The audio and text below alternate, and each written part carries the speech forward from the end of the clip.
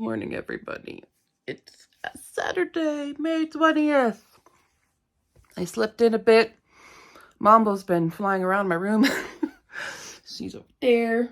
She just flew back. On Saturdays and Sundays and stuff, I sleep in. I do let her out of her cage, and she can rampage and do whatever she wants. I don't care.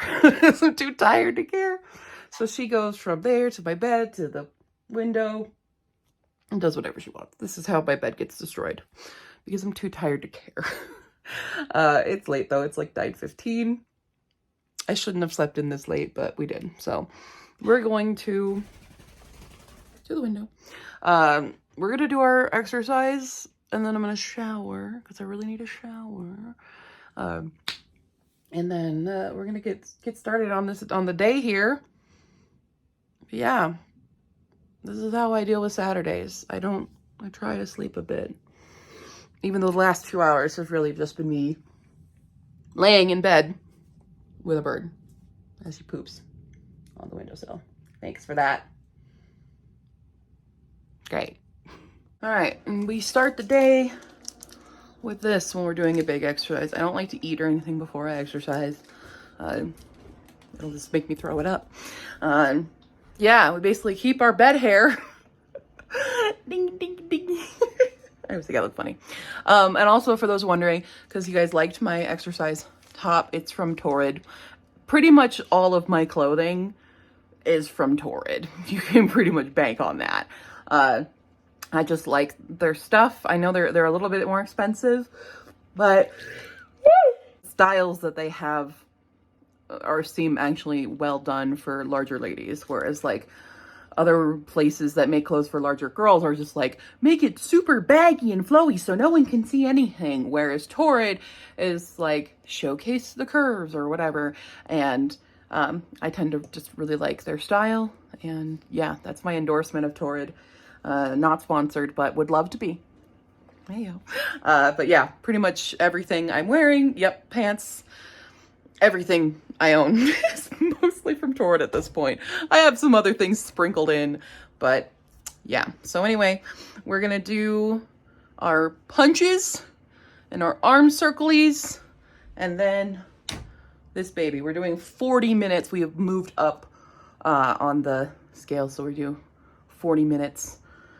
Now, I think this is the last 40 minutes. I think we moved to 50 minutes next week, so that's how I'm progressing with it through time. So we're doing 40 minutes. I will listen to my audiobook, so I will not film me on there for 40 minutes, because who wants to watch me for 40 minutes on an elliptical? No one! But luckily my house is nice and clean today, so I don't have to worry about that. So after we're done, we will shower, and then we will start the day with something. I think I'm going to work on my series outline for Hisfakak, because I am going to submit it one more time to directly to a publisher, but they require a series outline. And I don't have that for Hisfakak, but I know it's at least a trilogy, with what I was thinking of doing with it. But yeah, I wasn't planning on it. Originally, Hisfakak was supposed to be a standalone, and then I left it kind of a little open-ended. It is still a well-contained standalone, but there's like a bit of mystery still at the end with like the main villains of like, oh, they could come back. The overarching villains, like the villain's boss, is still out there kind of a thing. So I left it open so that we could continue the series. So I have to think about that.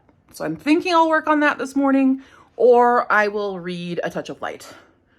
One of the two. It depends on how fast I know I'm going to be working out for at least an hour, and then Ian is coming over to watch Eurovision, and then we're going to see R.F KUANG today, or tonight. I'm really excited. This is why I decided to do the daily vlog this week, is so that you could come with me to see R.F KUANG for her release of the new book, Yellowface. So I should stop talking now and get my workout done. Cool. All right, we have showered.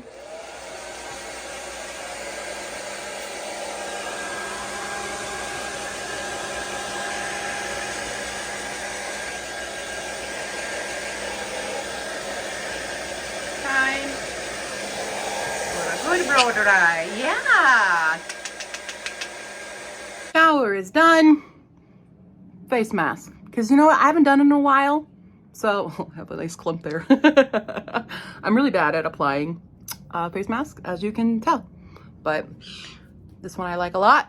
And she's going to be in the window. Even though I think the smoke has cleared a bit for us from the Canadian fires. Super fun. It's definitely not as smoky as it was yesterday. So I think we're in the clear for R.F KUANG. Cool. Face mask is done. We're finally gonna eat breakfast at 11:25.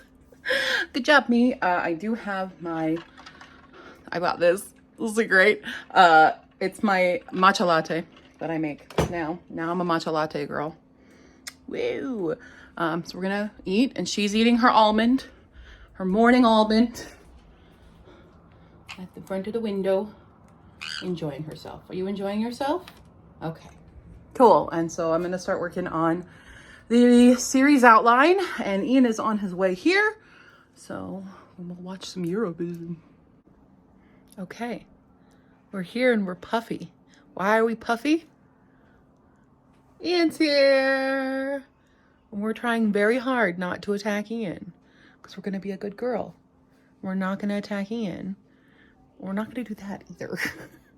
We're gonna watch Eurovision. Yay! I'm excited. I haven't seen any spoilers, so I don't even know who made it in to the final.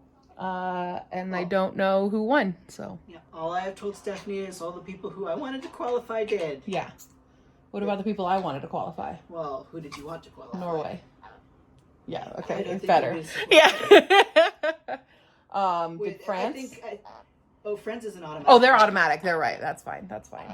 Are you just gonna hold my finger? Okay. Somehow with televote only, we really, for the semifinals at least, we really trimmed the fat, so to speak. Nobody that shouldn't have made it. That really obnoxious one that we didn't like? The girl who can't sing. From Poland? Yeah, is it that one? Oh. I have some bad news for you. Oh no. Oh no. The really bad one?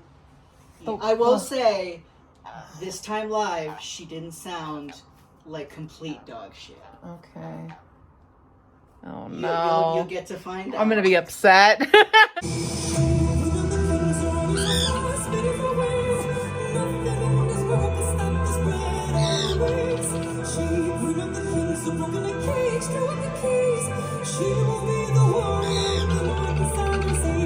All right, we have finished Eurovision, and I know who won now, and I'm not happy. I'm not happy. I'm more upset about, like, I really thought Norway was gonna be the thing because of just the sheer amount of TikToks and just love that the song was getting beforehand. I'm quite shocked. Quite shocked. And the game is rigged. So, anyway, we're gonna go meet R.F KUANG now. Bye.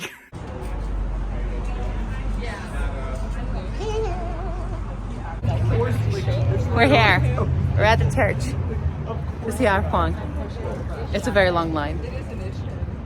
Lena's already in, thankfully. Hi. We have the book. We have the book. We're here.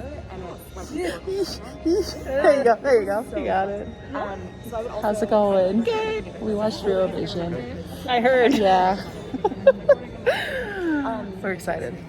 I read a page and a half and I'm already like, oh my god, this is gonna be spicy. Not like that kind of spicy, but like salty. It's gonna be salty. Yeah. It's also pretty tiny for a KUANG book. Yeah. But it is contemporary. Well, mystery thriller. And the sky is so square. It's very nice. Very nice. Yeah, keep rubbing that spine. In a church. In a church. We'll rub spines in a church. I wrote an entire book about sexualizing priests and angels. They fight on the altar. What do you want from me? I'm just waiting for the lightning to strike us right now. Just waiting for that. All right, cool. The only thing I was thinking about backstage was getting up these steps and onto the stage without falling. It's very precarious. Wow, that was quite the maze. Yeah. Oh my gosh. Okay. Hi. So we've never met before, so we're meeting tonight on stage right now. But like a lot's happened to you this week. Okay, so Yellowface came out on Tuesday, but some other things happened on Tuesday, right? Like you won the Nebula. Stories don't actually just come to you randomly like that. If a story is appearing fully formed, that means your subconscious has been chewing on it for a long time, circling around the questions that the novel is about, and it's looking back to early 2021, which is when I wrote this book. It's clear what sorts of urgent questions were on my mind, which is, what is wrong with publishing?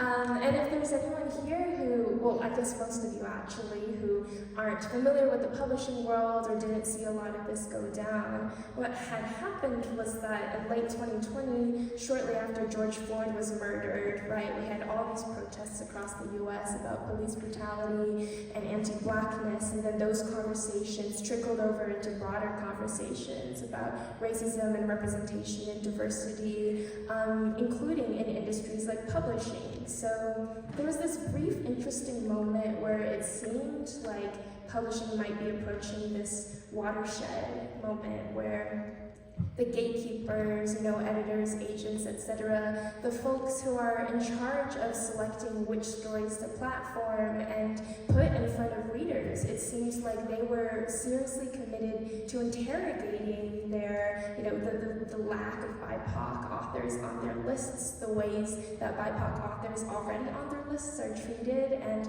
all these conversations were going on, all these initiatives were being announced, new imprints were being launched, folks were being hired, authors were being signed, all these promises were being made, and then as early as early 2021, it became so clear that a lot of that language had been performative, that people didn't really care, that the authors who were being, kind of pursued quite aggressively by publishers in late 2020 found that support was drying up and they couldn't even get email responses from their new publishing houses, and I found this horrifying and very frustrating. So I was having a lot of conversations with a lot of my author friends about how this had happened, our cynicism about publishing, what it would take for the industry to ever seriously change, and I'm still not sure, but Yellowface came out of those questions.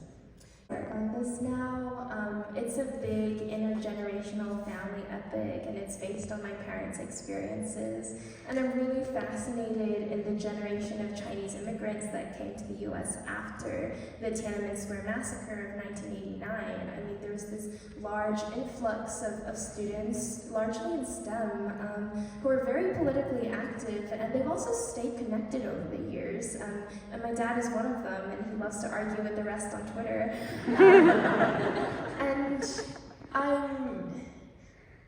I love thinking about the tension between the major landmark events of history, right? The Cultural Revolution, the Tiananmen Square Massacre, the 2008 Beijing Olympics, like US-China strategic rivalry, whatever, these grand sweeping narratives, and how that interacts with the very individual stories that are falling through the cracks.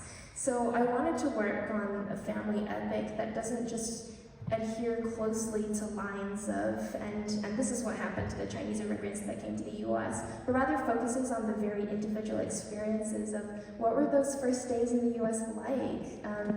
What did they eat? What were their communities like? What did they make of this new world? And the process of researching this book has been amazing because I just get to spend, I sit down with my parents and I turn on a recorder and I just ask them questions, and it's also quite meaningful because the period of their life that I'm writing about now, they were the same age that I am now, so it's brought us a lot closer, and it's just been so fun. For instance, when my dad landed in the US, he didn't have that much money in his pocket, and his English wasn't great yet, so he was like, how do I get on the bus? What's the bus fare to where I need to be picked up? And he couldn't tell the difference between 17 and 70. And they told him 17, and he was like, $70, that's like all my money. I'm gonna have to find a different way to get where I'm going. And then just stories about my mom being the one to teach everybody else to drive when she's the worst driver in the family, and I encouraged everyone to just put the car in neutral when you're going downhill, which I don't think is legal or safe.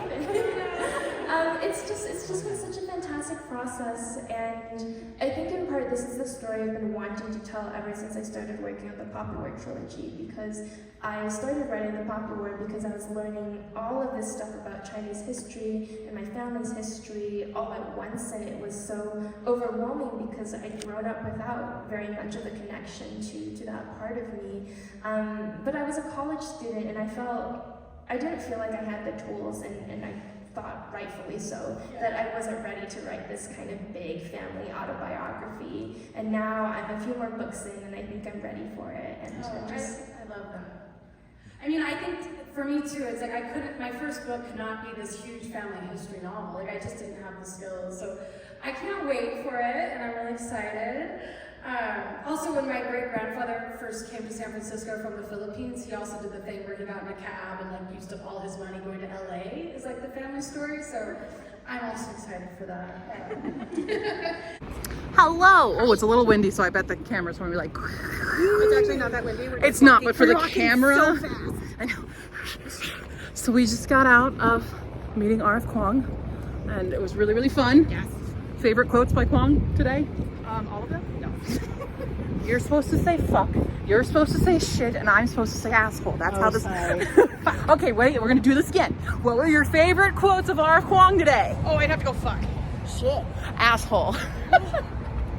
I'm gonna put that all in. We love, and it was all in a church, so that made it twice as funny. No, I love, she's so great. We're hunting for food right now. And this is where you get your visa, by the way. If you ever want to go to Japan, it's 14th floor. Just FYI. I've come here several times in my life. I believe it's also a jet interview. I think that's also the same place. Yeah, that's where you have the jet interviews. So we're gonna search for food because now we're on the 16th Street Mall. All right, we are back from R.F KUANG. I forgot, Lena likes to give me her book of the month when she doesn't want one, and I forgot what I asked her for, so we're gonna find out right now. I think I picked the romance. It is, yes. It is Yours Truly by Abby Jimenez, who wrote Part of Your World, which I haven't read, but I've heard amazing things about, so I figured, why not have the other one? But there wasn't actually a great selection. But hey, I'm also super tempted to just read this tonight. It's not very long, so I might, I don't know. I technically should be reading A Touch of Light, but I could read this really fast and then get back to A Touch of Light. I don't know.